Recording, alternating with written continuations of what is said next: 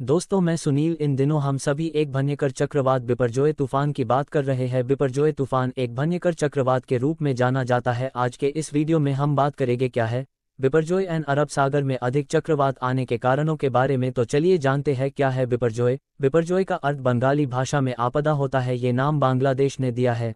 भारतीय मौसम विभाग के पूर्वानुमान के मुताबिक बिपरजॉय तूफान उसी दिशा में आगे बढ़ रहा है जिसकी भविष्यवाणी की गई थी, और ये 15 जून की शाम तक 120 to 130 से 145 किलोमीटर प्रति घंटे की गति से गुजरात के मांडवी, जाखू तट और पाकिस्तान के कराची में समुद्री तट से टकरा सकता है।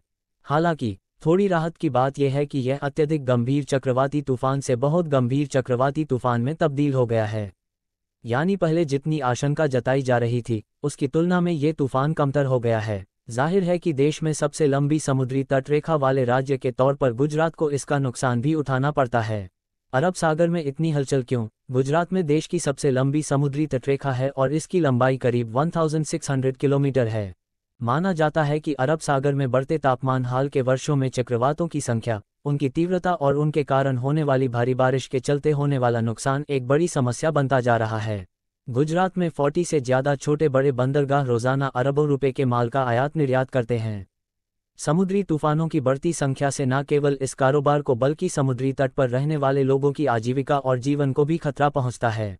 बिपरजॉय 2023 का गुजरात का पहला और मोका के बाद देश का दूसरा चक्रवात है। उल्लेखनीय है कि 2019 में अरब सागर में महा, वायु, हिक्का, क्यार जैसे तूफान आए थे। इतने ज्यादा समुद्री तूफान क्यों? समुद्री तूफान के बनने का सीधा संबंध समुद्र की सतह के तापमान से है। इन बढ़ते तापमान के लिए जलवायु परिवर्तन को एक महत्वपूर्ण कारण माना जाता है। भारत ही नहीं बल्कि पाकिस्तान, यमन और ओमान जैसे देशों में भी पहले से ज्यादा शक्तिशाली समुद्री तूफान देखने को मिल रहे हैं। भारतीय उष्णकटिबंधीय मौसम विज्ञान संस्थान, पुणे में समुद्र के बढ़ते तापमान का अध्ययन कर रहे वरिष्ठ वैज्ञानिक डॉक्टर रॉक्सी मैथ्यू कोले कहते हैं, जलवायु परिवर्तन ने पिछले एक दशक में अरब सागर की सतह के तापमान में 1.2 डिग्री से 1.4 डिग्री की वृद्धि की है। ये चक्रवात उत्पन्न करने के लिए आवश्यक ऊर्जा प्रदान करता है।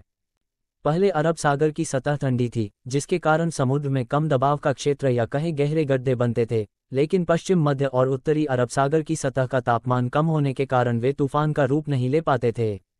समुद्र की सतह के उच्च तापमान के कारण न केवल तूफान बनते हैं बल्कि उनकी तीव्रता भी अधिक होती है। राज्य में आमतौर पर मई जून के महीनों के दौरान मानसून के दौरान और अक्टूबर नवंबर में दक्षिण पश्चिम मानसून के अंत में चक्रवात आते हैं। क्या हाल के वर्षों में गुजरात में तूफानों की संख्या बढ़ी है? इस सवाल के जवाब में डॉक्टर कोले कहते हैं, तूफान समुद्र में बनते हैं।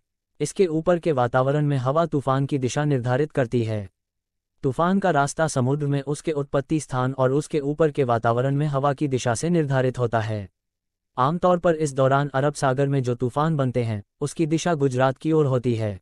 पहले देश के पूर्वी भाग में बंगाल की खाड़ी उष्णकटिबंधीय चक्रवातों की संख्या और तीव्रता के प्रति संवेदनशील थी, लेकिन हाल के वर्षों में यही प्रवृत्ति अरब सागर में देखी गई है। जब कोई तूफान पिछले 24 घंटों में 55 किलोमीटर तक विकसित हो जाता है तो ये सुपर साइक्लोन का रूप ले लेता है। बिपरजॉय और तोक्ते के मामले में इसने अचानक सुपर साइक्लोन का रूप ले लिया। डॉक्टर कोले के मुताबिक तूफान की गति में संभावित वृद्धि की भविष्यवाणी करने में समुद्र का तापमान महत्वपूर्ण भूमिका निभाता है। पश्चिमी तट पर समुद्र के तापमान की जानकारी प्राप्त करने के लिए आवश्यक उपकरण और डेटा उपलब्ध नहीं है, जिससे पूर्वानुमान मॉडल से सटीक जानकारी नहीं मिलती है। इतना ही नहीं, अचानक यह एक सुपर साइक्लोन का रूप ले लेता है, जिससे तटवर्ती इलाके से लोगों को निकालने के लिए आवश्यक तैयारी का समय नहीं बचता है।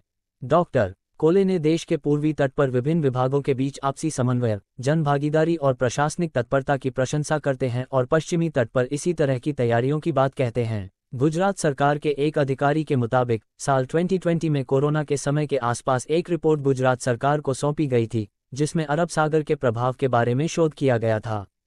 कहा जाता है कि भावनगर और नवसारी बीच के तट पर चक्रवात का खतरा अधिक है। भावनगर और अहमदाबाद अति उच्च क्षति संभावित क्षेत्र के अंतर्गत आते हैं, जबकि तट के 100 किलोमीटर के भीतर 17 जिले या उनके उपनगर उच्च क्षति संभावित क्षेत्र के अंतर्गत आते हैं। गुजरात का एक भी जिला ऐसा नहीं है जहां चक्रवात की बहुत अधिक आशंका न हो। अहमदाबाद, भावनगर, जामनगर, सूरत, नवसारी, राजकोट, कच्छ, जूनागढ़, आनंद, भरूच, वलसाड, पोरबंदर, मोरबी, देवभूमि, द्वारका और गिर सोमनाथ जिले उच्च क्षमता वाले समुद्री तूफान की आशंका वाले जिले हैं। वडोदरा और अमरेली जिलों में मध्यम संभावना है, जबकि सुरेंद्रनगर और खेड़ा कम संभावना वाले क्षेत्र हैं। पिछले कुछ सालों में गुजरात में तटीय औद्योगिक विकास ने मैंग्रोव को नष्ट कर दिया है। इस रिपोर्ट मैंग्रोव को फिर से लगाने की सिफारिश की गई है और कहा गया है कि इससे देश के अन्य हिस्सों में लाभ मिला है। समुद्री तूफान का इतिहास 1975 से 1999 के बीच गुजरात में आए समुद्री तूफानों की बात करें तो ये पोम्बद, वेरावल, दीव और कच्छ एवं सौराष्ट्र के समुद्र तटीय इलाकों में आए थे। जब किसी चक्रवात की गति 31 किलोमीटर प्रति घंटे या उससे कम होती है तो इसे निम्न दबाव क्षेत्र के रूप में जाना जाता है। जब चक्रवात की गति 31-49 किलोमीटर प्रति घंटे होती है तो इसे डिप्रेशन के रूप में जाना जाता है।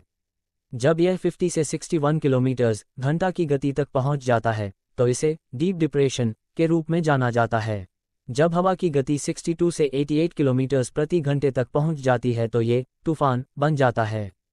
जब यह 89 से 118 किलोमीटर प्रति घंटे की रफ्तार तक पहुंच जाता है तो ये गंभीर चक्रवात बन जाता है। 221 किलोमीटर प्रति घंटे से कम और 119 किलोमीटर प्रति घंटे से अधिक की गति को अत्यंत गंभीर चक्रवात कहा जाता है और 222 किलोमीटर प्रति घंटे से अधिक की गति को सुपर साइक्लोन कहा जाता है। चक्रवात अपने साथ भारी से मूसलाधार बारिश लाते हैं, जिससे जान माल का नुकसान हो सकता है। तूफान के मध्य भाग को चक्रवात की आंख कहा जाता है।